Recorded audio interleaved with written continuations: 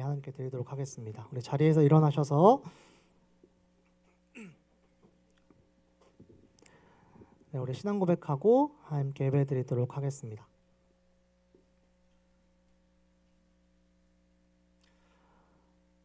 당신은 성부 하나님을 믿으십니까? 전능하사 천지를 만드신 하나님 아버지를 내가 믿사오며, 당신은 성자 하나님을 믿으십니까? 그 외아들 우리 주 예수 그리스도를 믿사오니 이는 성령으로 잉태하사 동정녀 마리아에게 나시고 본디오 빌라도에게 군운을 받으사 십자가에 못 박혀 죽으시고 장사한 지 사흘 만에 죽은 자 가운데서 다시 살아나시며 하늘 오르사 전능하신 하나님 우편에 앉아 계시다가 저리로서 산자와 죽은 자를 심판하러 오시리라. 당신은 성령 하나님을 믿으십니까? 성령을 믿사오며 거룩한 공회와 성도가 서로 교통하는 것과 죄를 사하여 주시는 것과 몸이 다시 사는 것과 영원히 사는 것을 믿사옵나이다. 아멘.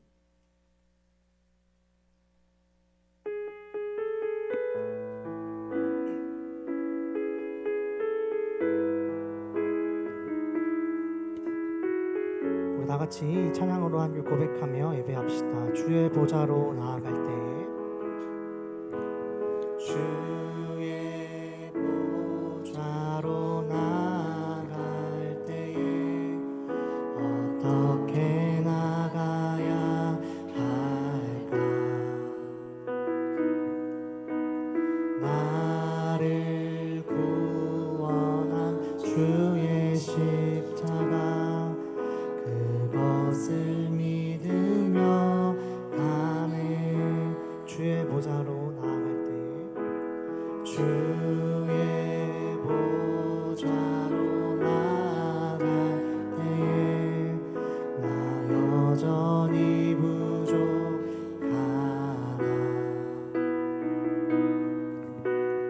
나를 품으신 주의 그 사랑 그것을 믿으며 가네. 우리 처음부터 다 같이 한 번 더. 주의 보좌로 주의 보좌로 나아갈 때 어떻게 나아가야 할까?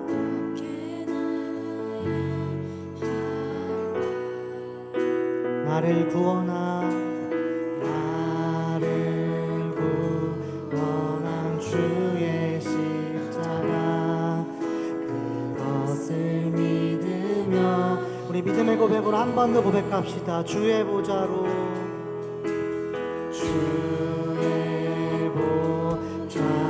나아가 나 여전히 부족하나.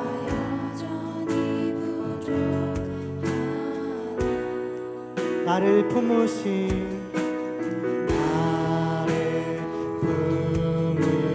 주의 그 사랑 그것을 믿으며 가네. 아멘.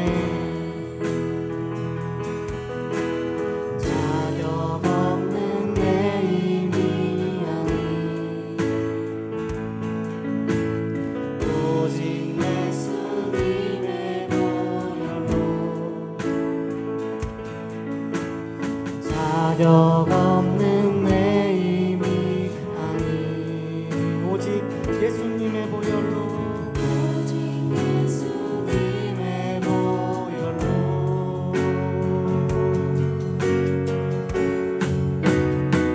십자가의 보혈 완전한 신사랑 힘입어 나갑니다.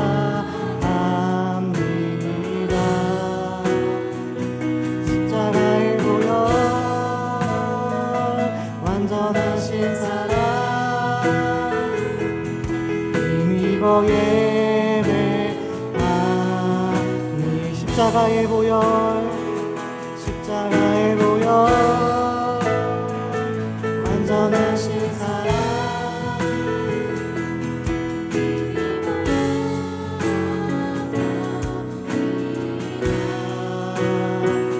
십자가의 보혈 완전한 신사랑 힘입어 예배. 우리 한 번 더 고백합시다. 십자가의 보혈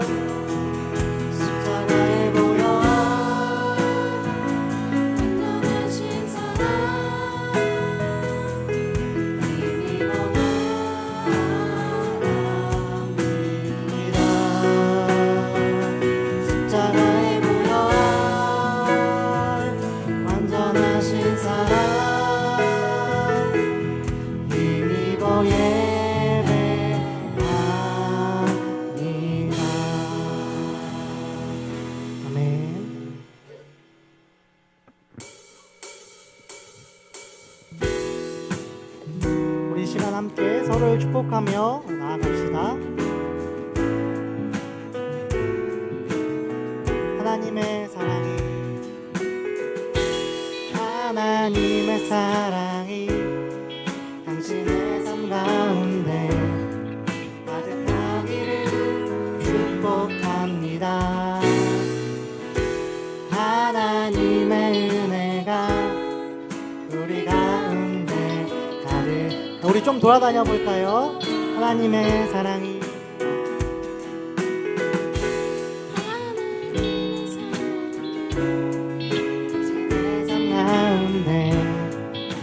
가득하기를 축복합니다.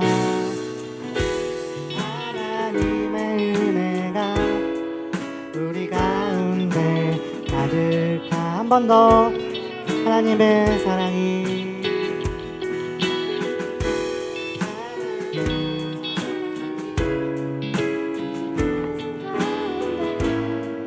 가득하기를 축복합니다.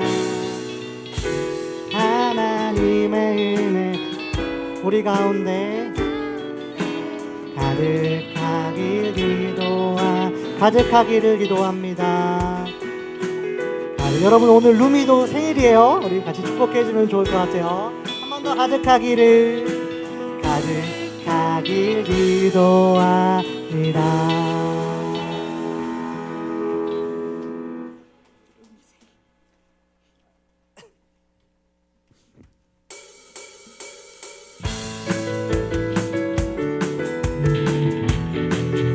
예수 나의 첫사랑 되시네. 예수 나의 첫사랑 되시네.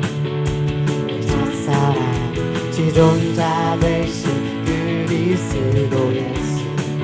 한 번 더. 예수 나의 첫사랑 되시네. 첫사랑 지존자 되신 그리스도 예수. 찬양하리. 보좌 앞에 나의 삶이 향기로운 제사로 주께 드려지기 원하네. 한 번 더. 보좌 앞에 나의 삶이 향기로운 제사로 주께 드려지기 원하네. 오직 주만 바라보며 나의 삶을 드리네. 다른 길을 찾지 않으리. 나의 온전한 열정과 나의 찬양 되시네. 주의 길을 따라가리라. 예수 나의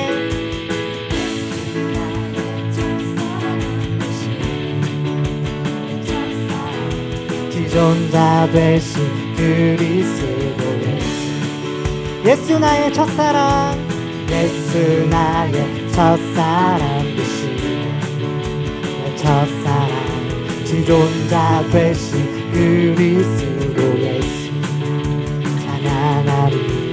보좌 앞에 나의 삶이 향기로운 제사로 주께 드려지기 원하네. 보좌 앞에 나의 삶이 향기로운 제사로 주여. 옆 친구를 축복해 볼까요? 보좌 앞에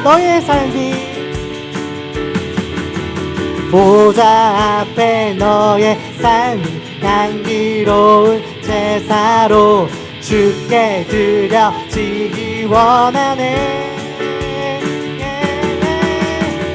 오직 주만 바라보며 나의 삶을 드리네.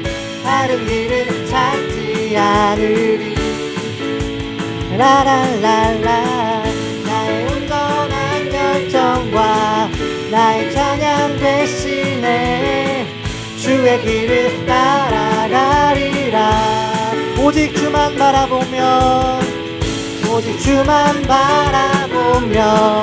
나의 삶을 드리네. 다른 길을 찾지 않으리. 나의 온전한 열정과 나의 온전한 열정과 나의 찬양 되시네. 주의 길을 따라가리라. 주발 앞에 나 엎드려, 주발 앞에 나 엎드려. 저 위원 주 계신 곳 나 바라봅니다. 근심 속에 주 찾을 때 모든 필요 내려놓고 겸손하게 모두 드리리. 오직 예수 주님만이 나의 삶의 이유. 오직 예수 주님만이 나의 삶의 이유. 우리 2절로 언제나 어디서나 언제나 어디서나 크고 깊은 은혜로 주님 항상 내 안에 계시네. 변함없으신 주님, 변함없으신 주님, 어제 오늘 영원히 변하지 않게 하시네. 오직 예수 주님만이 나의 삶의 이유. 오직 예수 주님, 한 번 더 오직 예수. 오직 예수, 오직 예수 주님만이 나의 삶의 이유. 우리 이렇게 고백해 볼까요? 주님은 길과 진리이시며 나는 오직 믿음으로 살리. 주만 위에 살리. 주님은 길과 진리이시며 나는 오직 믿음으로 살리. 주만 위에 살리. 우리의 목소리를 높여서 주님은 길과 진리이시며 나는 오직 믿음으로 살리. 주만 위에 살리. 주님은 길과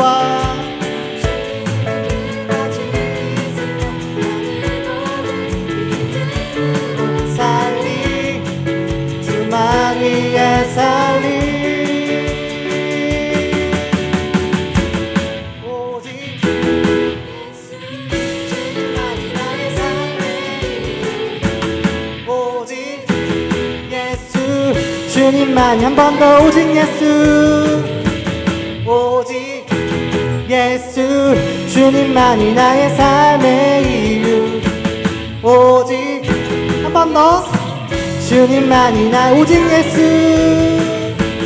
오직 예수 주님만이 나의 삶의. 오직 예수. 예수 주님만이 나의 삶의 이유.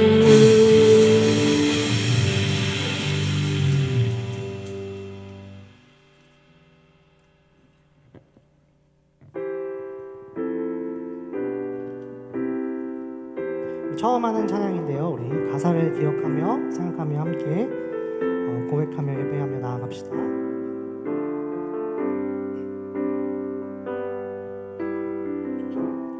내 입술의 말과 나의 마음의 묵상이 주께 연락되길 원하네. 내 입술의 말과 나의 마음의 묵상이 주께 연락되길 원하네. 내 입술의 말과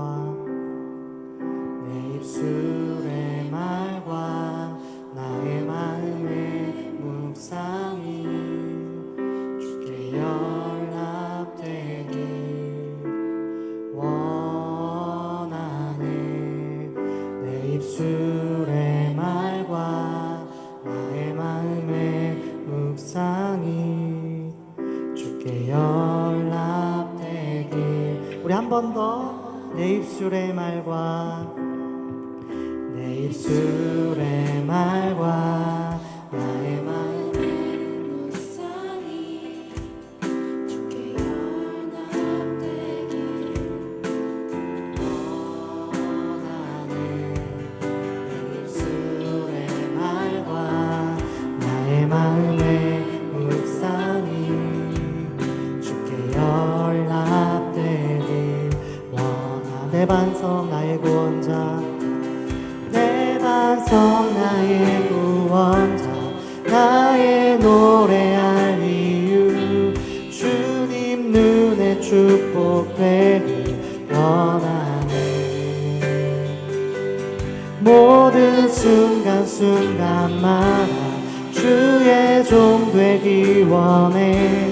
주님 눈에 축복되길 원하네. 내 반석 나의 구원자, 내 반석 나의 구원자, 나의 노래할 이유, 주님 눈에 축복되길 원하네. 모든 순간순간마다 주의 종 되기 원해. 주님 눈에 축복되길 원하네. 원하네. 원하네. 우리 한 번 더 해볼까요? 내 입술의 말과 나의 마음의 묵상이 주께 연합되길 원하네. 내 입술의 말과 나의 마음의 묵상이 주께 연합되길 내 반석, 내 반석 나의 구원자, 나의 노래할 이유, 주님 눈에 축복되길 원하네. 모든 순간순간마다 주의 종 되기 원해. 주님 눈에 축복되길 원하네. 내 반석 나의 구원자, 내 반석 나의 구원자, 나의 노래할 이유, 주님 눈에 축복되길 원하네. 모든 순간순간마다 주의 종 되길 원해. 주님 눈에 축복되길 원하네. 원하네. 내 입술의 말과 나의 마음의 묵상이 주께 연합되길 원하네. 내 입술의 말과 나의 마음의 묵상이 주께 연합되길 원하. 한 번 더 해볼까요? 내 입술의 말과 내 입술의 말과 나의 마음의 묵상이 주께 연합되길 원하네. 내 입술의 말과 나의 마음의 묵상이 주께 연합되길 원하네. 우리 지금 같이 예배를 위해서 기도하도록 하겠습니다. 욥기 1장에서는 1절과 8절에 욥에 대해서 이렇게 하나님의 평가가 적혀 있습니다. 그 사람은 온전하고 정직하여 하나님을 경외하며 악에서 떠난 자더라. 욥을 향한 하나님의 평가가 오늘 이 시간 우리를 향한 하나님의 평가가 되기를 소망합니다. 온전하고 정직하며 하나님을 경외하고 거룩하고 악에서 떠난 우리의 삶이 될 수 있도록 하나님 우리를 받아주시옵소서. 예수 그리스도의 보혈로 우리를 깨끗게 하시고 우리 입술의 말과 우리의 마음의 묵상이 오직 하나님께 연합되는 그 그런 귀한 은혜의 시간 될 수 있도록 하나님 이 시간 가운데 함께하여 주시옵소서. 우리 예배를 위하여서 잠잠히 같이 기도하도록 하겠습니다. 기도하겠습니다. 사랑의 하나님 아버지, 이 시간 가운데 함께하여 주시옵소서. 하나님, 우리를 향한 평가와 같이 우리를 향한 평가가 구하기를 소망합니다. 거룩한 자라고 말씀하시는 그 음성을 듣기를 소망합니다. 온전하고 정직하며 악에 떠난 자라는 하나님의 그 말씀이 우리를 향한 평가가 되기를 소망합니다. 우리를 향한 말씀 되기를 소망합니다. 이 시간 예배를 받아주시고 거룩하고 깨끗하게 우리를 안아주시고 세워주시옵소서. 예수 그리스도의 보혈로 덮어주시고 우리 지친 어린한 마음을 새롭게 하여 주시옵소서. 함께 하시면 주옵소서.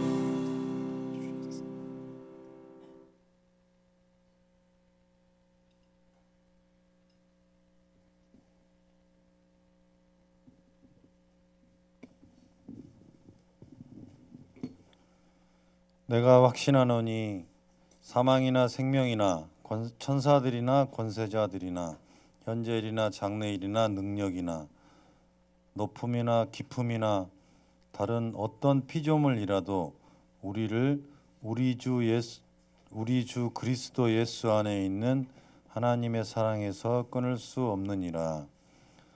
하나님 감사합니다. 고르지 못한 일기 가운데서 우리 선생님들과 아이들 이렇게 하나님 전에 나와서 하나님께 예배하게 하시니 감사합니다. 하나님, 우리가 무엇이든 간에 어떤 나이가 처한 환경이 어떠든지 간에 예수 그리스도 안에서 하나님의 사랑을 끊을 수 없음을 아버지 말씀으로 선포하고 있사오니 우리들의 마음속에 늘 하나님께서 우리를 사랑하신다는 것을 기억하게 하여 주시옵소서. 세상에 주는 거짓 메시지에 현혹되지 아니하고 우리의 정체성이 무엇인지를 우리 아이들이 잘 알 수 있도록 하나님께서 함께해 주시옵소서. 오늘부터 욥기 말씀을 저희들이 또 듣게 됩니다.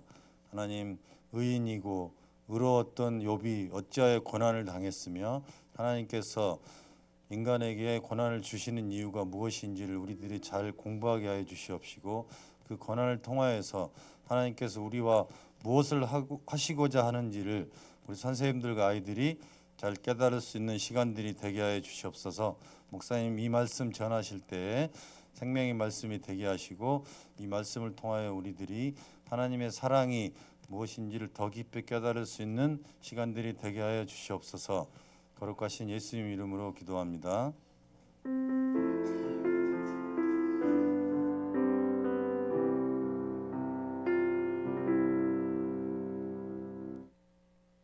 네, 기도해 주셔서 감사합니다.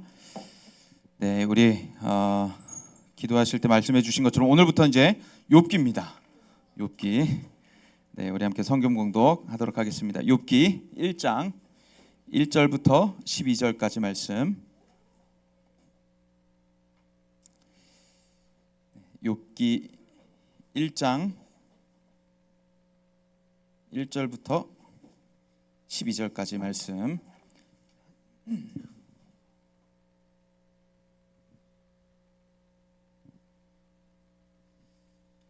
욥기 1장 1절에서 12절.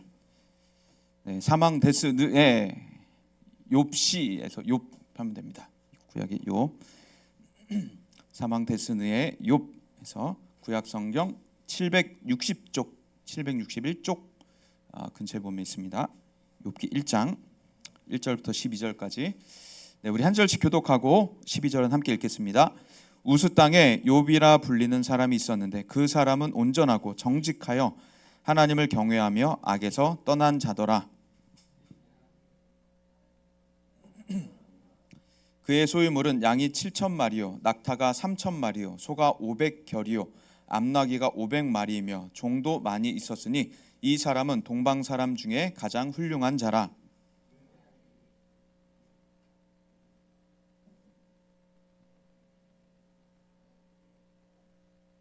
그들이 차례대로 잔치를 끝내면 욥이 그들을 불러다가 성결하게 하되 아침에 일어나서 그들의 명수대로 번제를 드렸으니 이는 욥이 말하기를 혹시 내 아들들이 죄를 범하여 마음으로 하나님을 욕되게 하였을까 함이라. 욥의 행위가 항상 이러하였더라.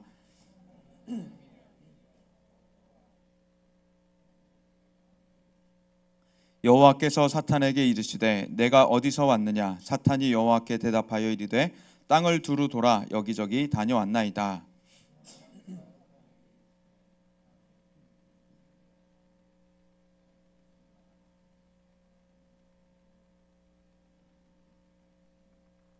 사탄이 여호와께 대답하여 이르되 욥이 어찌 까닭 없이 하나님을 경외하리이까?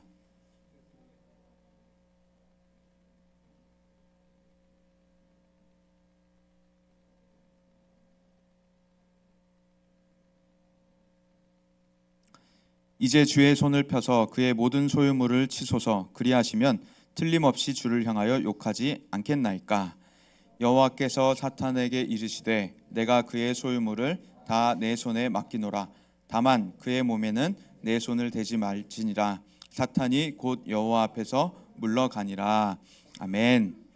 네, 우리 옆 사람들 축복합시다. 옆 사람들 축복하고 격려하겠습니다. 지난주보다 더 멋있어졌다, 예뻐졌다, 아름다워졌다 축복하겠습니다. 네, 이것이 바로 하나님을 믿는 사람들의 공통된 사실인 줄 믿습니다. 그래서 우리의 외모는 점점 나아지고 있고 우리의 인격도 점점 나아지고 우리의 신앙도 점점 나아지는 줄 믿습니다. 네, 그래서 믿죠? 네, 그래서 우리 선생님들 보면 알 거예요.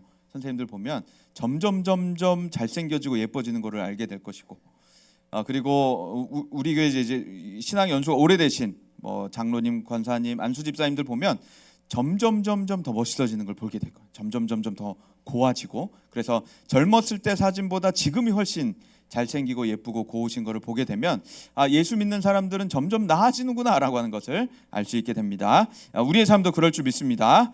자, 오늘부터는 이제 욥기 말씀인데요. 욥기 말씀은 저에게는 개인적으로 굉장히 어려운 책입니다. 그래서 이번 주 중에도 집중해서 방황을 했어요. 집중해서 방황을 했고 아직도 해결되지 않는 답들이 여러 가지 있어서 천국 가야 풀리겠구나라는 생각이 듭니다. 그래서 여러 곳을 보아도 해결되지 않고 또 제가 갖고 있는 고민을 풀어놓으면 같이 방황할 것 같아요. 같이 방황할 것 같고 같이 해결되지 않은 채 여기저기를 떠돌 것 같아서 제 고민은 이야기하지 않겠습니다. 어쨌건 욥은 의인과 고난의 관계를 설명합니다. 그래서 사실 욥기는 인기가 그렇게 높지는 않다고 생각을 해요.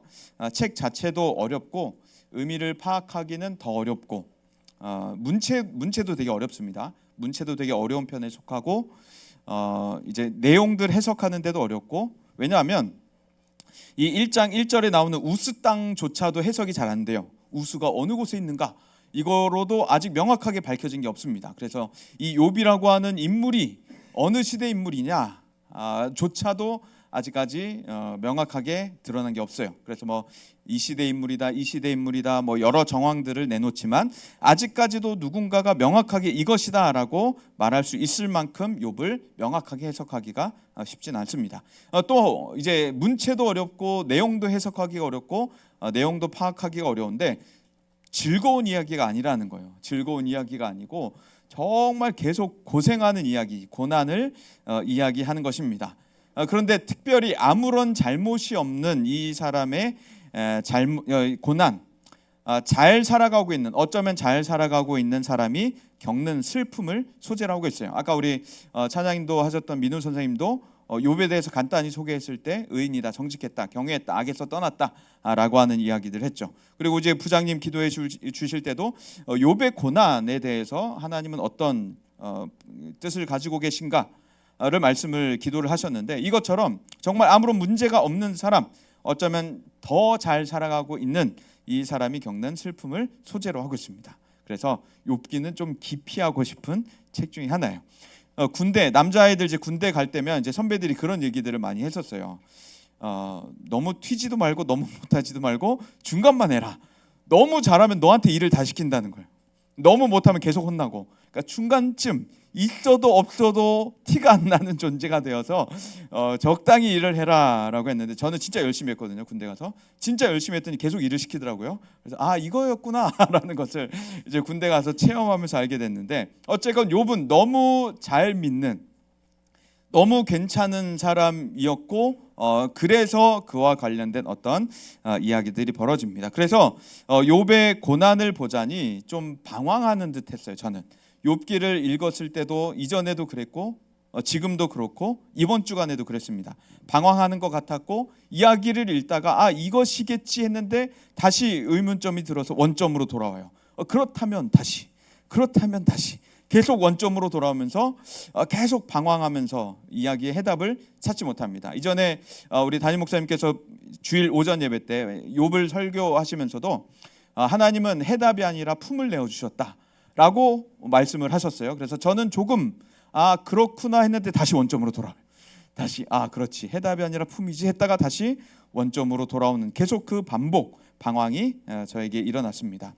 하나님의 이해가 떨어지는 저로서는 그 깊이를 알기가 어려웠고 계속 방황했습니다. 그러다가 이제 문득 제 마음속에 이런 질문이 떠오르는 것 같았어요. 이해하기 어려우면 한번 경험해 볼래? 경험하고 깨달아 볼래? 라는 질문이 번뜩 들어올 때 아닙니다. 저는 경험하고 싶지 않습니다. 라고 저는 단번에 대답을 했습니다. 이처럼 욥은 고난에 대해서 계속 이야기를 합니다. 그래서 욥의 주된 주제가 이제 고난이다라고 많이들 이해를 하는데 그렇다면 이 책을 우리는 고난서라는 장르로 분류를 해야 될 것입니다. 그래서 성경에서 고난서라고 하는 한 독특한 장르를 욥기가 가지고 있어야 할 것이다라고 생각할 것인데 사실 욥기는 고난에 대해서 주로 말하고 있지는 않습니다.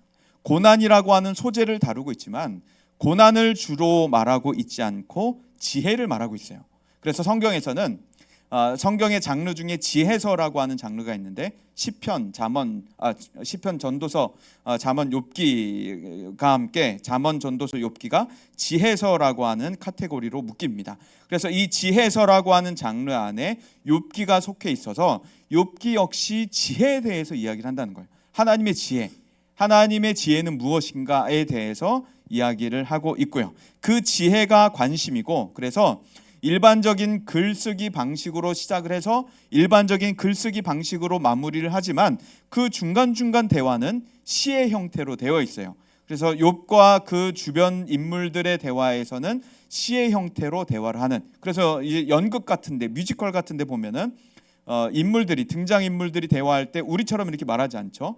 노래를 부르는 물을 좀 다오 막 이러면서 노래를 부르기도 하고 말을 좀 이렇게 운율을 섞어서 하는데 그와 같이 욥과 주변 인물들이 시의 형태로 대화를 나누고 있습니다. 그래서 시와 산문에 번갈아 가면서 형태를 띠면서 욥기를 쭉 진행시키고 주요 소재는 고난 그리고 말하고자 하는 것은 지혜. 그래서 욥과 공격하는 세 명이 계속해서 무엇이 지혜인가에 대해서 이야기를 합니다. 그래서 독자들은 마치 연극을 보는 것과 같이 그래서 주인공과 세 명의 등장인물, 주인공을 제외한 세 명의 등장인물들이 등장해서 계속해서 대화하면서 욥이 당하고 있는 고난, 나머지 세 명이 등장해 어느 날 갑자기 욥의 집에 찾아옵니다. 욥이 초청하지도 않은데 찾아와서 너가 이렇게 고난을 당하니, 너가 이렇게 고생을 하는 걸 보니 너 분명히 뭔가 잘못이 있다, 회개해야 한다라는 거를 세 명이서 이야기를 해요. 근데 욥은 아니다, 나는 잘못한 게 없다 라고 이야기를 하면서 무엇이 지혜인가에 대해서 이야기를 이제 각축전을 벌이기 시작합니다.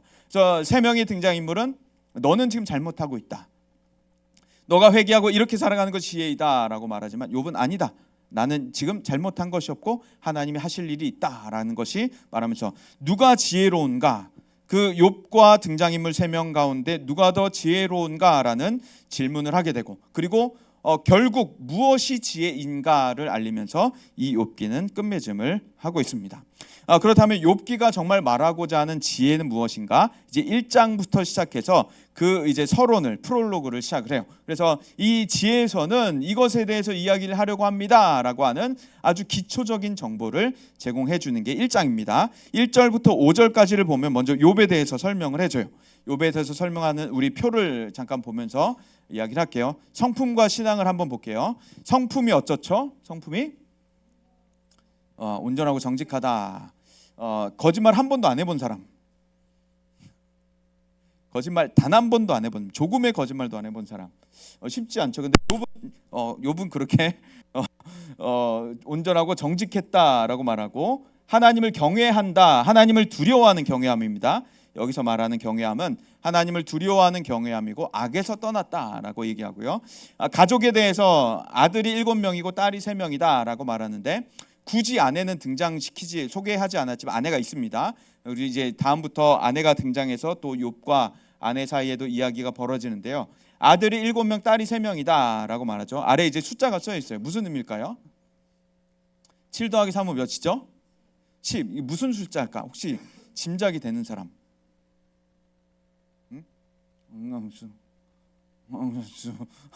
탄산수? 생명수? 무슨 숫자일까요? 완전수. 7이라는 숫자도 완전수고 3이라는 숫자도 완전수고 10이라는 숫자도 완전수예요. 7은 무슨 숫자일까요? 무슨 의미일까요? 7은 7. 힌트. 창세기 1장. 천지창조. 창조의 날이 7일이었죠. 창조의 날이 7일이어서 하나님의 완전한 창조를 나타내는, 부족함이 없는 창조를 나타내는 상징적인 수 7, 완전수. 3은 뭘까요? 삼일체, 성부, 성자, 성령. 삼위일체이신, 일체이시고 삼위이신, 삼위이시고 일체이신 그 하나님의 숫자가 3. 그래서 완전수, 부족함이 없는 수. 그래서 7이라, 성경에서 7이라고 하는 숫자와 3이라고 하는 숫자는 부족함이 없는 수를 말해요. 완전한 수, 꽉 차 있는 수, 조금도 빈틈이 없는, 더할 것이 없는 수를 말하는 게 7과 3입니다. 그 두 개를 더한 게 10이라고 하는 숫자예요. 그래서 10이라고 하는 숫자 역시도 부족하지 않은, 완전하고 완전한 것이 더해지니까 완전한 수가 되는 것이죠. 부족한 것이 없는, 전혀 부족함을 못 느끼는 숫자가 바로 저 10이라고 하는 숫자예요. 그래서 아들 7명, 딸이 3명이다 라고 하는 것은 욥의 가정이 이처럼 정말 완전했다 라는 것을 이야기해 줍니다. 성품도 신앙도 가족도 너무도 탁월하고 부족함이 없는 사람인데, 재산도 볼게요. 재산도 보면은 양이 7,000마리가 있대요. 양이 7,000마리. 낙타가 3,000마리. 그러니까 이 당시의 낙타는 이제 짐을 옮기는 수단이었거든요. 그러니까 차가 엄청 많은 거예요. 차고에. 차고에 차가 엄청 많은 거고, 소가 500결이. 500결이면 그 소고기를 먹어도 소고기 무한 리필집, 양고기 무한 리필집.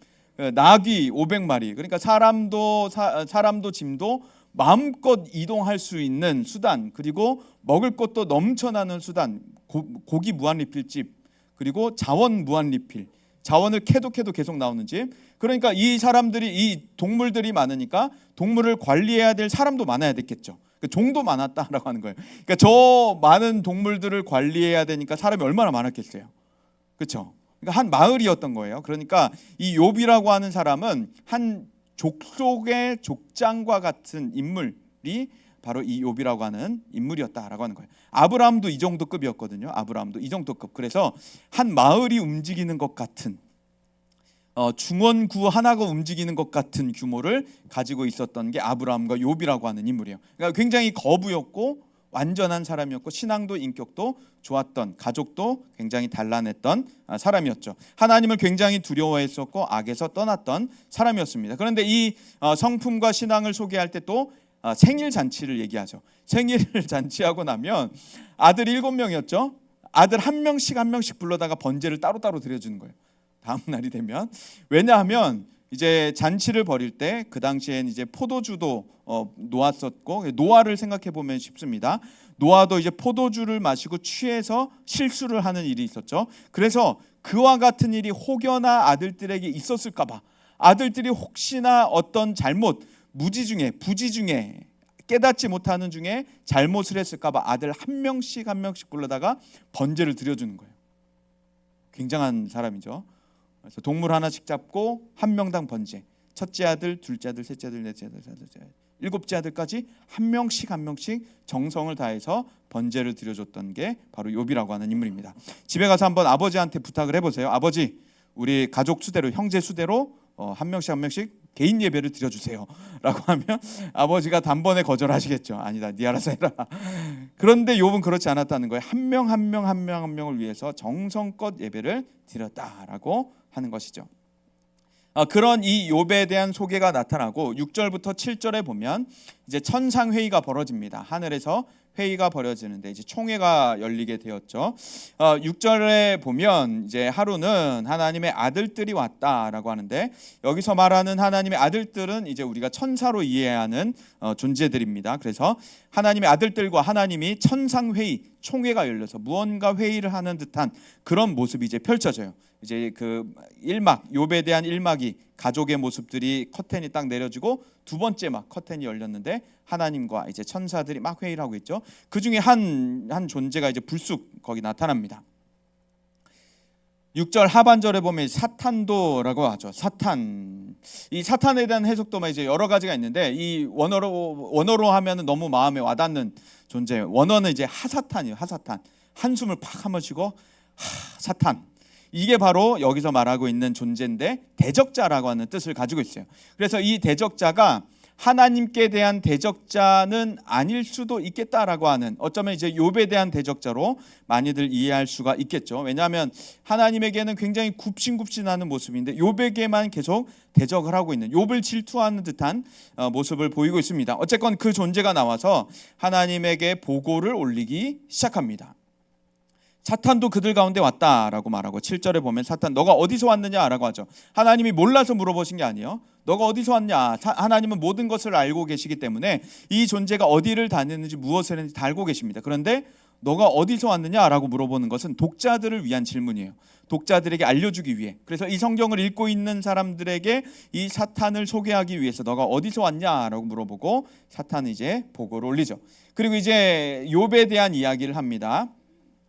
하나님께서 사탄에게 욥을 자랑해요. 8절에 보면 너가 욥을 주위에서 봤냐, 집중해서 주목했냐, 욥만한 사람이 없다. 이 땅에 욥만한 사람이 없다. 욥은 이렇고 저렇고 막 하나님이 자랑했더니 사탄이 반기를 듭니다.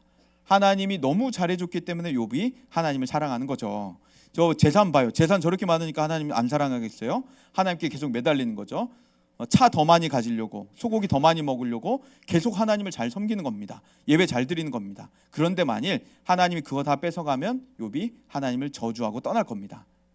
하나님 신앙을 버릴 겁니다 라고 사탄이 얘기를 합니다. 그랬더니 하나님이 아니다, 욥은 그래도 떠나지 않는다. 그러니까 이 대목에서 저는 이제 너무도 답답한 것들이 많았어요. 그래서 어쨌건 이제 하나님은 욥과 관련된 내기를 수락을 하십니다. 그래서 사탄이 다 뺏어가면 저주하고 떠날 겁니다. 하나님이 아니다, 욥은 떠나지 않을 거다.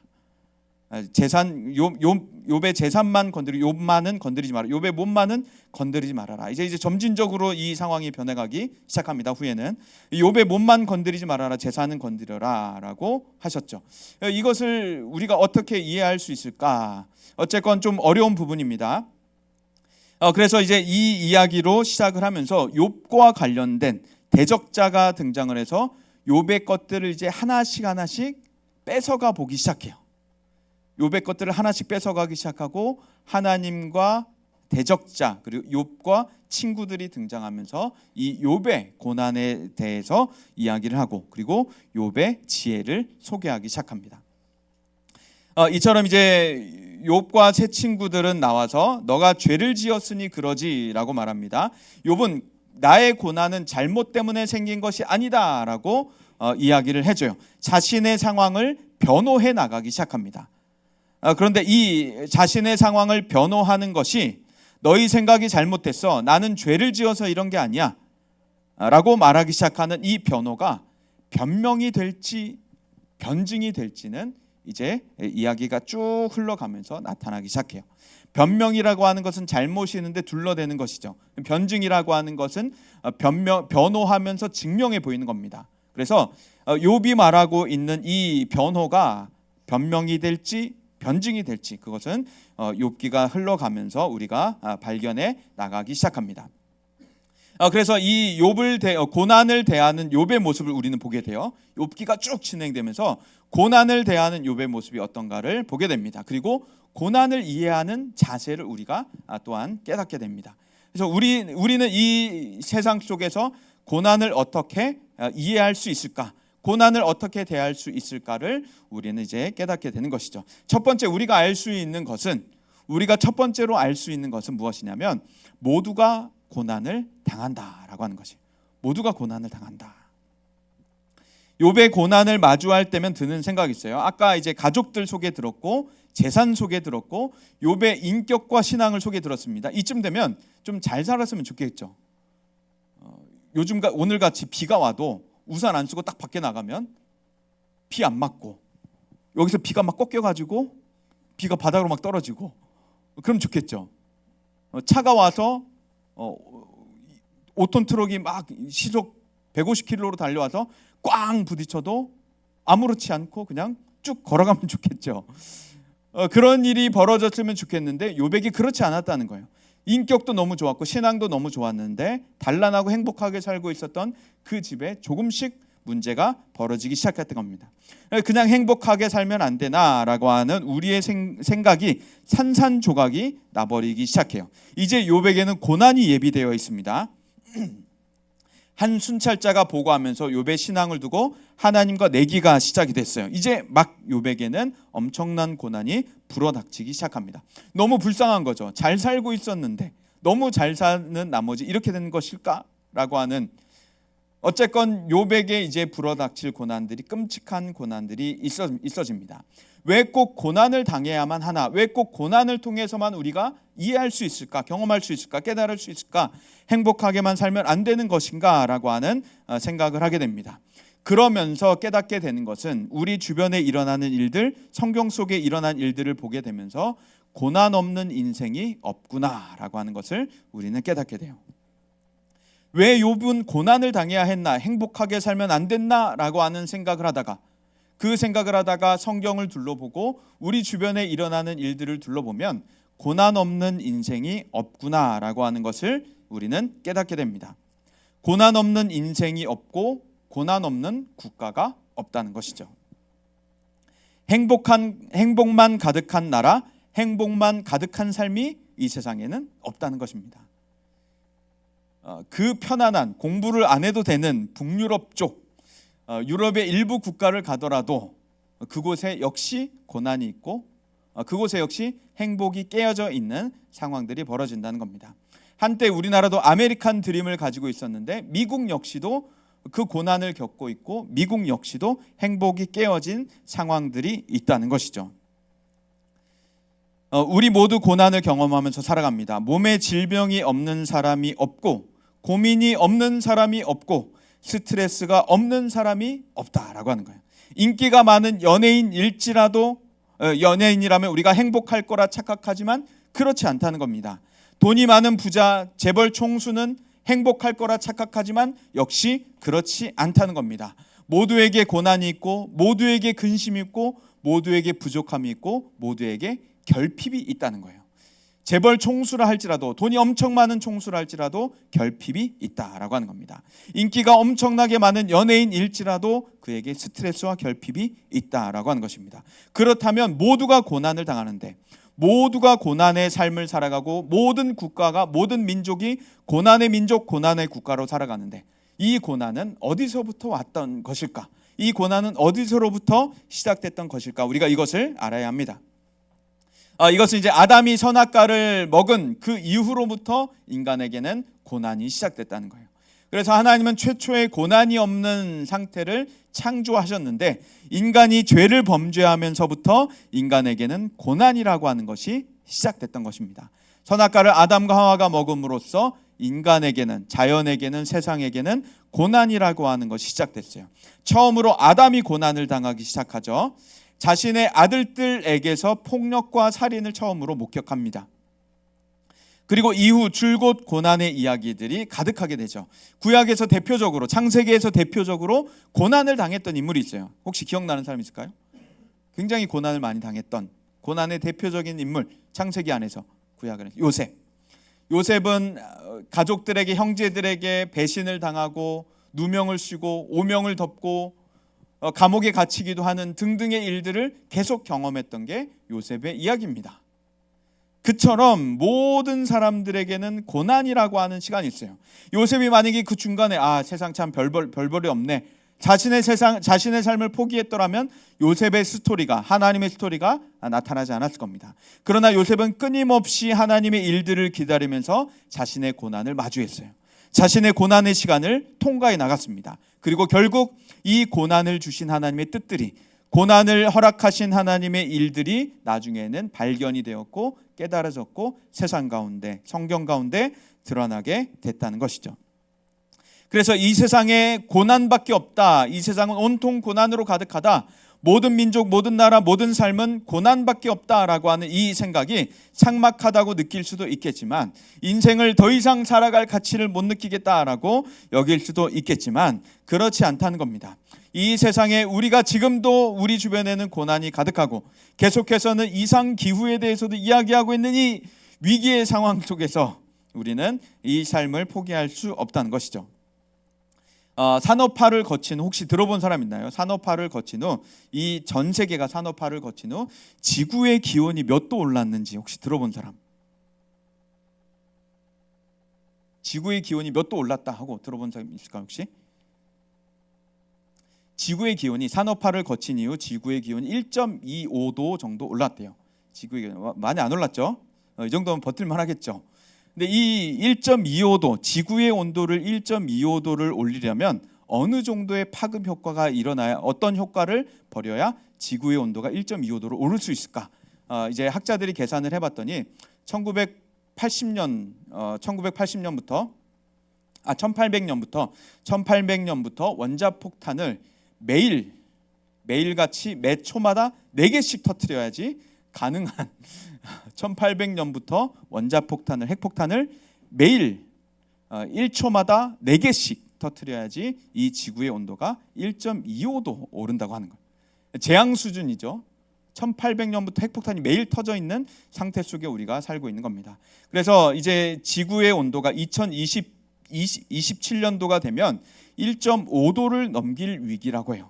만약에 지구의 온도가 2027년에 1.5도를 넘기면 인간이 막을 수 없는 상태가 될 것이다 라고 많이들 예측을 합니다. 그래서 지구 온도가 오르는 것을 최대한 늦춰야 한다라고들 많이들 이야기를 하죠. 그때가 되면 이제 우리의 삶은 지금보다 훨씬 더 많이 더워질 것입니다.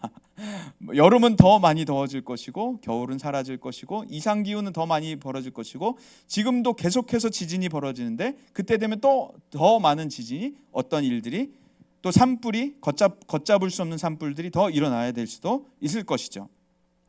이런 험한 세상을 보면서 많은 사람들은 위기를 느낍니다. 그리고 특별히 10대, 20대 사이에서는 꼭 결혼을 해야 할까?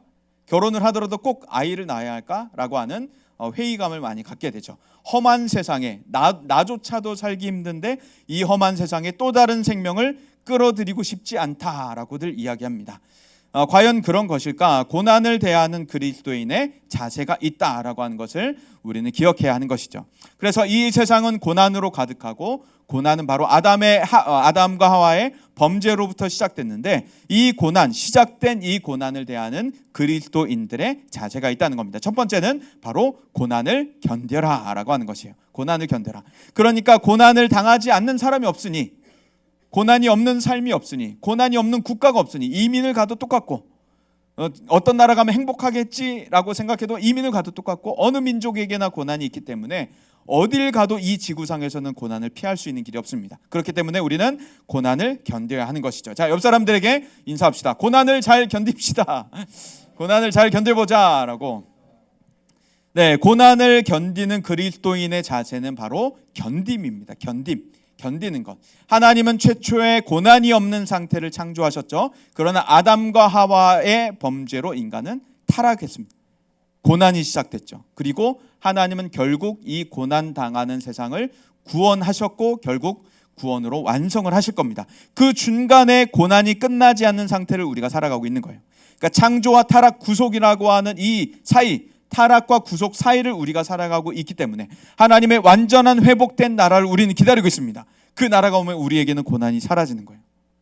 고난이 없는, 아프지 않은, 배고프지 않은, 살찌지 않은, 땀 흘리지 않는, 누군가가 밉지 않은, 모두를 사랑할 수 있는, 미워할 생각조차 들지 않는 그런 행복한 세상들이 우리에게 올 것입니다. 하나님의 영원한 나라가 우리에게 올 것이에요. 그때까지 하나님이 우리를 기다리라, 견뎌라 라고 말씀을 하시는 겁니다. 그래서 로마서 8장 17절에 보면 자녀이기 때문에 우리가 고난을 당한다라고 이야기해요. 너희가 자녀이기 때문에 고난을 당한다. 하나님의 가장 아끼던 자녀가 누구신가요? 하나님의 가장 사랑하시던 자녀가 누구신가요? 예수님이시죠. 그 예수님은 인간이 당할 수 없는, 인간 중에서 비교할 수 없는 가장 큰 고난을 당하셨습니다. 가장 끔찍한 고난을 당하셨어요. 가장 사랑하시고 가장 아끼는 아들이셨는데 그 아들은 가장 큰, 가장 끔찍한 고난을 당하셨다는 겁니다. 그래서 로마서에서 뭐라고 말하냐면 우리가 아들이기 때문에, 우리가 딸이기 때문에, 우리가 자녀이기 때문에 고난을 당한다. 예수 그리스도와 같이 우리가 고난을 당한다. 우리에게는 이 고난이 당연하다라고 말하는 것이에요. 그래서 당시 로마서 편지를 받고 있던 사람들은 끔찍한 고난들을 당했습니다. 사람들이 찢어 죽기도 하고 불에 타서 죽는 것을 눈으로 목격하기도 해야 하는 그런 끔찍한 그리스도인 동역자들이 죽어나가는 것들을 봐야 했습니다. 그렇기 때문에 로마 교회에게 바울이 편지를 하면서 고난은 당연한 것이야. 우리는 아들이기 때문에, 우린 딸이기 때문에, 예수 그리스도와 우리가 형제이기 때문에 우리는 고난을 당하는 것이야 라고 이야기하는 거예요. 그래서 고난을 당하는, 성경에는 구약에도 신약에도 이처럼 고난을 당하는 사람들의 이야기로 가득합니다. 모든 사람에게, 모든 삶에, 모든 민족에게, 모든 나라에게 고난이 없는 것이 없기 때문이죠. 그래서 모든 사람들은 고난 속에서 방황합니다. 왜 나는 고난을 당해야 하는가? 왜 나에게 이런 일이 벌어져야 하는가? 많은 사람들이 고난 속에서 방황합니다. 해결되지 않는 답이 없는, 해결되지 않는 물음을 계속해서 펼치면서 살아가는 것이죠. 그러나 성경은 우리에게 무엇을 말하냐면 고난을 견뎌라 라고 말하는 거예요. 계속해서 우리에게 해답을 주지 않은 채 고난을 견뎌라 라고 우리에게 이야기합니다. 그리고 고난을 견디는 자들에게 상이 있다라고 말하는 것이죠. 뿐만 아니라 고난을 당하는 세상을 구원하라 우리에게 말합니다. 그래서 그리스도인들은 고난 속에서 견디기도 하지만 또한 고난당하는 세상을 구원하는 사람으로 우리는 살아가고 있는 중입니다. 이상기후가 계속해서 보고되고 있는 이 상황 가운데 누군가는 환경을 위해서 일하는 환경운동가들이 이 가운데 나올 것입니다. 환경부에서 일해야 될 사람들도 이 가운데 나올 것이고요. 세상에 어떤 악한 일이 벌어졌다라고 하면 그리스도인은 그곳으로 침투하는 사람들, 투입되는 사람들입니다. 그래서 이 세상의 어두운 영역들로 그리스도인은 계속해서 들어가면서 이 세상의 어두운 영역들에 하나님의 밝은 빛이 비추도록 우리는 일을 해야 하는 사람들인 것이죠. 그래서 세상이 너무 악해요, 세상이 불안해요, 기후가 힘들어요, 이런 이야기들을 우리가 하면서도, 그러면서도 우리는 계속해서 그 악한 곳으로, 불안한 곳으로 우리는 들어가게 된다라고 하는 것이죠. 그래서 이 세상이 어둡다고 가만 내버려 둔다면 이 세상은 더 깊은 어둠, 더 넓은 어둠이 펼쳐질 것입니다. 그러나 우리가 계속해서 그리스도의 빛을 들고, 그리스도의 불을 들고 그곳으로 간다면 그곳의 어둠들을 우리가 몰아낼 수, 빛으로 몰아낼 수가 있게 되는 것이죠. 그래서 우리는 결혼하고 우리는 자녀를 낳아야 하는 것입니다. 그래서 우리는 결혼하고 자녀를 많이 낳아서 더 많은 그리스도인들을 우리가 길러내고 더 많은 그리스도인들을 주의 제자로 만들어서 세상 가운데로 파송을 해야 하는 것이죠. 그것이 바로 우리 교회의 사명이다라고 하는 것입니다. 그래서 고난을 대하는 그리스도인의 자세는 바로 고난을 함께 통과하는 교회로 우리가 살아가고 있는 것이에요. 고난을 함께 통과하는 교회로 우리가 살아가는 것입니다. 우리는 이 시간 이제 짧게 고난에 대해서 살펴봤습니다. 고난을 당하는 세상을 보았고, 고난의 기원을 보았고, 고난을 대하는 그리스도인의 자세를 보았습니다. 그리스도인의 자세 가운데 고난을 함께 통과하는 교회라고 했죠. 신앙생활을 우리가 혼자 하는 것이 아닙니다. 집에서 혼자 성경 보고 기도하고 예배드리고 혼자 신앙생활하는 것이, 이것처럼 우리가 공동체로 모여서 함께 신앙생활하는 이유가 바로 거기에 있는 거예요. 고난을 함께 통과하기 때문입니다. 다니엘서 3장 25절 말씀 우리 같이 한번 읽어볼게요. 다니엘서 3장 25절 시작.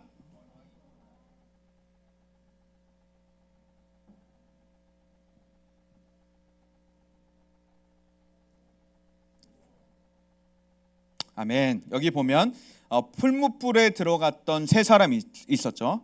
다니엘과 함께 경건했던 사드락과 메삭과 아벳느고라고 하는 사람이 풀무불에 들어갔는데, 이 풀무불이 얼마나 뜨거운가? 찜질방 가봤어요 혹시?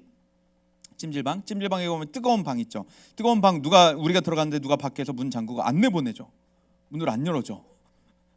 근데 그 불의 강도가 어느 정도냐면, 혹시 그 삼겹살, 숯불 삼겹살 알아요? 이렇게 삽에다가 해가지고 딱 넣으면 3초 만에 구워져 나오는 거, 칙칙 해갖고 3초 만에 구워 나오는 그 정도 불의 세기가 이 풀무불의 세기였어요.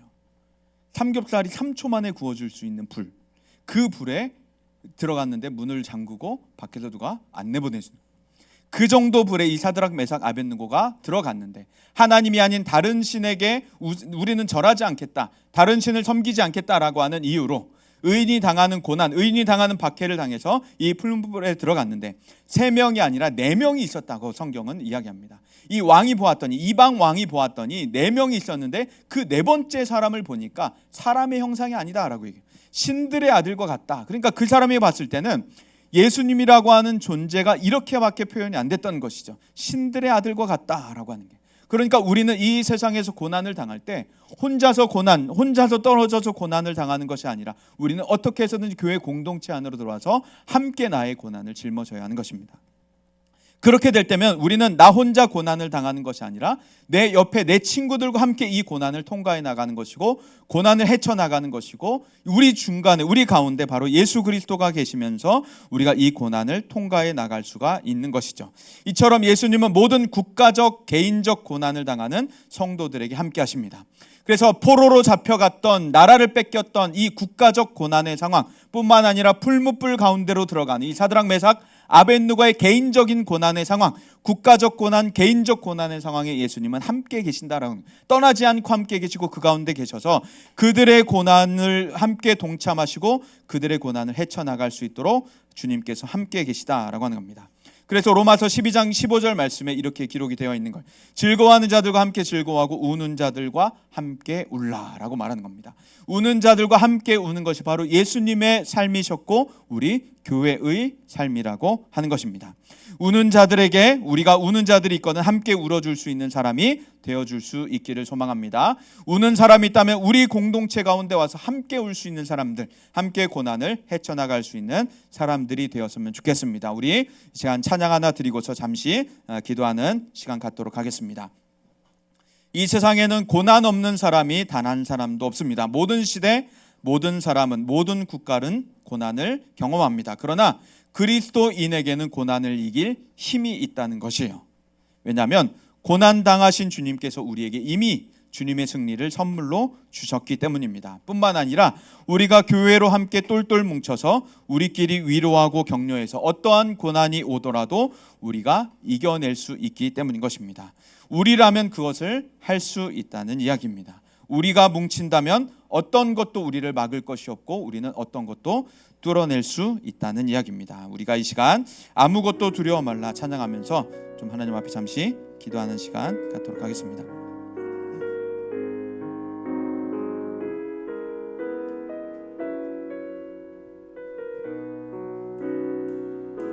아무것도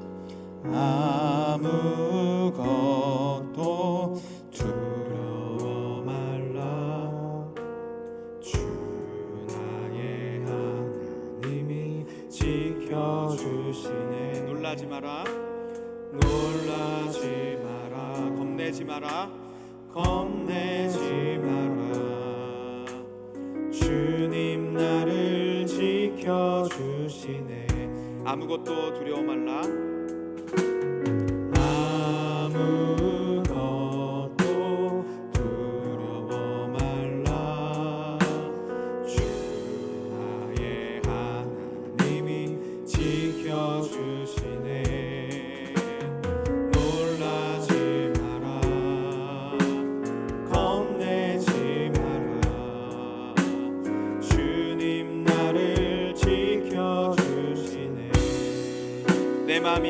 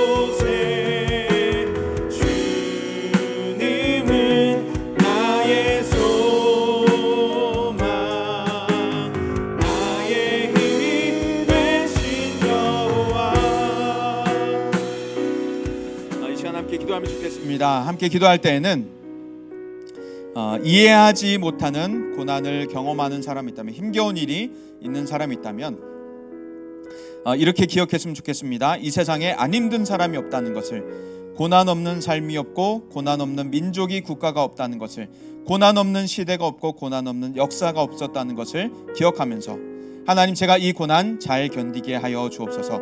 고난을 잘 통과하게 하여 주옵소서. 우리 중등부와 함께, 우리 교회와 함께 이 고난을 통과하게 하여 주옵소서. 우리 다 함께 주여 외치고서 합심하여 기도하시겠습니다. 주여. 하나님 아버지, 고난 없는 사람이 없습니다. 고난 없는 삶이 없습니다. 고난 없는 국가가, 고난 없는 민족이 없었고, 고난 없는 역사가, 시대가 없었습니다. 하나님, 모두가 고난을 당하고 있고 모두가 고난을 경험합니다. 하나님 아버지, 그래서 이제 저희가 결단하고 결심하고 기도합니다. 고난 없는 사람이 없기에, 하나님, 왜 나만 고난을 겪냐고, 왜 나에게만 이런 일이 벌어지냐고 한탄하고 나의 삶을 비관하는 것이 아니라, 우울해하는 것이 아니라, 하나님, 나의 고난을 가지고 저 붙들고서 하나님 앞으로 나아가게 하여 주옵소서.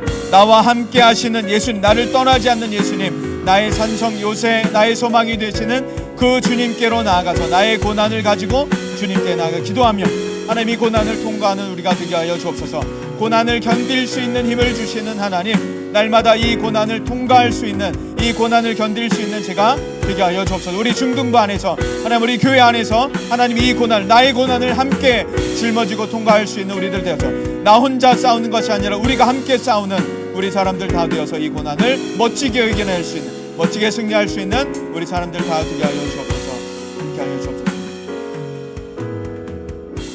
한 가지 더 기도하면 좋겠습니다. 한 가지 더 기도할 때에는, 이제 우리가 앞으로 욥과 세 명의 친구들 살펴볼 것이고, 묵상하면서 주일 예배 때마다 살펴보겠지만, 고난 당하고 있었던 욥에게 다가왔던 친구들은 진정으로 마음을 같이 하고 위로해주고 격려해주고 기도하는 친구들이 아니었습니다.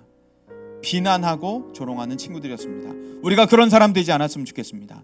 고난 당하는 친구가 있다면 예수 그리스도를 소개해주고 그 고난을 함께 짊어질 수 있는 친구가 되기를 원합니다.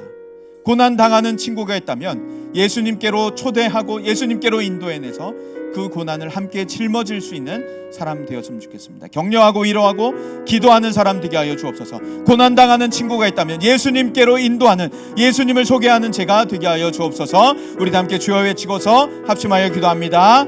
주여.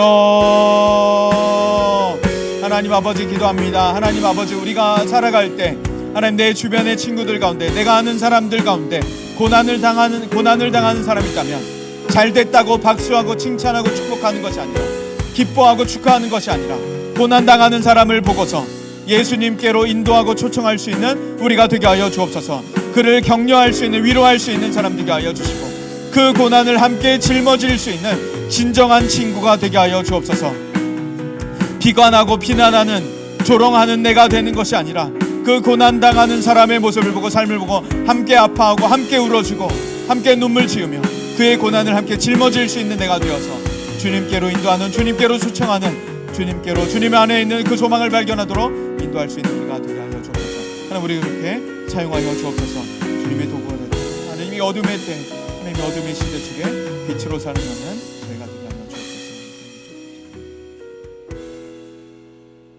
하나님 아버지, 고난을 당하는 사람이 있다면 나만 겪는 고난이 아니라, 내 삶에만 있는 고난이 아니라 모든 시대, 모든 민족, 모든 국가, 모든 사람, 모든 삶에 고난이 있었다는 것을 우리가 기억하게 하여 주옵소서.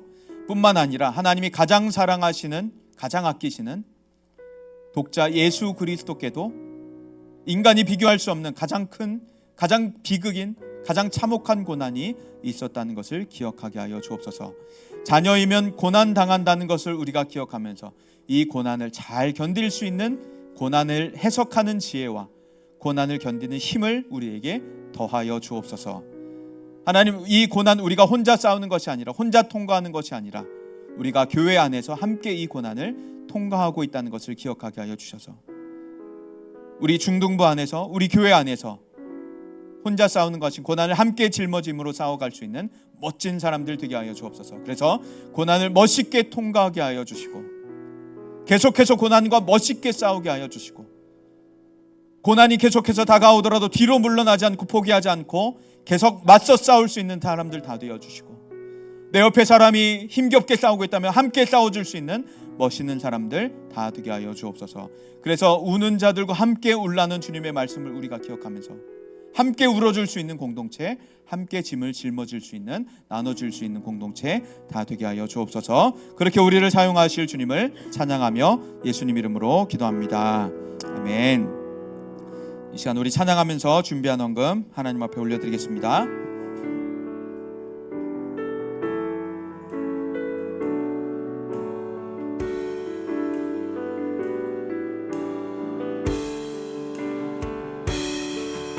이제 내가 사는 것 아니요 그리스도 내 안에 사시니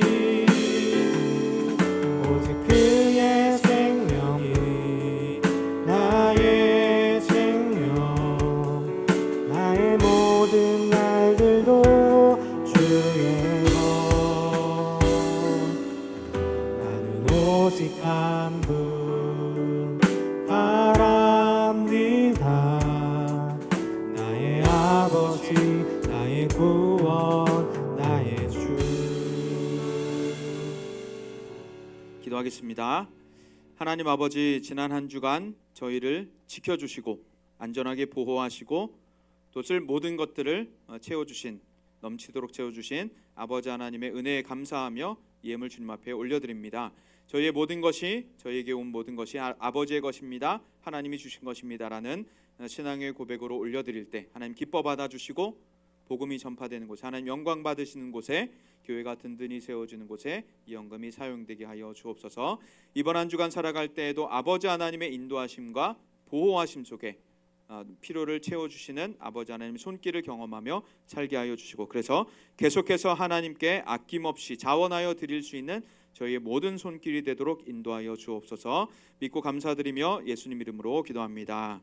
아멘. 네, 광고 드리겠습니다. 11월 19일은 추수감사 주일입니다. 우리 중등부 안에서 추수감사 주일을 지금 준비하고 있는 것들이 있는데 다음 주에 자세한 내용들은 광고해 드리겠습니다. 그리고 오후 광장 예배에서 유년부와 초등부가 발표하는 추수감사 축제를 발표하는 시간이 있고요.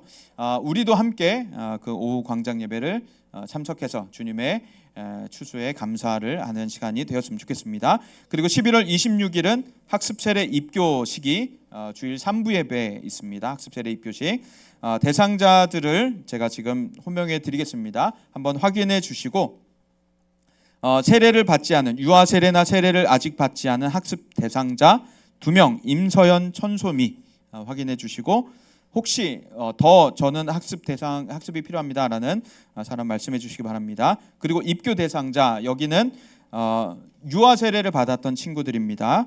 6명 있는데 유시연, 정시온, 정임찬, 김푸름, 엄혜원, 이루미 6명입니다. 6명의 학생은 확인해 주시고 담임 선생님 통해서 말씀해 주셔서 학습 세례 입교 신청해 주시기 바랍니다. 그리고 11월 25일 노예 대회가 우리 교회에서 열립니다. 우리 교회 장소에서 열리기 때문에 많은 사람들 참가했으면 좋겠고요. 참가 부문은 성경대회 워십 독창입니다. 워십은 지금 우리 수민 선생님이 워십을 지도해 주기 위해서 준비하고 계신데요. 워십으로 나가고 싶은 사람들 신청해 주시고, 지금 독창에는 천소미 학생이 지원을 했습니다. 지금 임무성 집사님, 지휘자님 통해서 레슨을 지금 이제 받고 있는 중이고, 엄청난 성남제일교회 조수미가 나오지 않을까 하는 천수미 조수미 천수미로 네. 그리고 성경대회는 아직 참가 신청자가 없습니다. 성경대회 저번에도 말씀드렸듯이 문제지와 답안지가 다 있습니다. 문제지와 답이 있어서 네, 한번 도전해보고 싶다 하는 사람들 꼭 말씀해 주셔서 괜찮습니다. 성적이 중요한 게 아니에요. 우리는 1등, 2등, 3등이 중요한 게 아니고 참가하는 데 우리는 의미가 있습니다. 의의가 있고 열심히 하는 것에 의의가 있으니까 신청하고 싶은, 참가하고 싶은 사람 오늘까지 말씀해 주세요. 내일 모레 화요일 날 이제 접수 마감이거든요. 그래서 오늘까지 말씀해 주시면 되겠습니다. 얼마든지 참여해도 괜찮습니다. 1등 못해서 2등 못해서 3등 못해서 괜찮습니다. 참가해서 우리의 은혜를 나눌 수 있었으면 좋겠습니다. 네, 기도하고 그리고 오늘은 공과가 없고 첫파 있습니다. 첫파로 보내도록 하겠습니다. 네, 기도하고 축도하고 예배를 마치도록 하겠습니다.